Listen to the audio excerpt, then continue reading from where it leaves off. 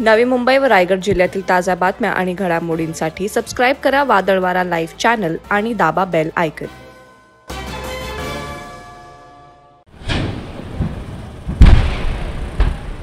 रसायनी पाताळगंगा परिसरातील कराडे खुर्द येथील थिनरचे उत्पादन करणाऱ्या सोनी केमिकल कंपनीमध्ये भीषण अग्नितांडव झाल्याचं वृत्त हाती आलंय।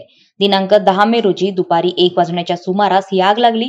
आगीचं कारण अद्याप अस्पष्ट आहे, मात्र केमिकल कंपनी असल्यानं आग चांगलीच भडकली। अंदाजे 10 ते 12 कामगार या कंपनीत काम करत असल्याची माहिती मिळतीये।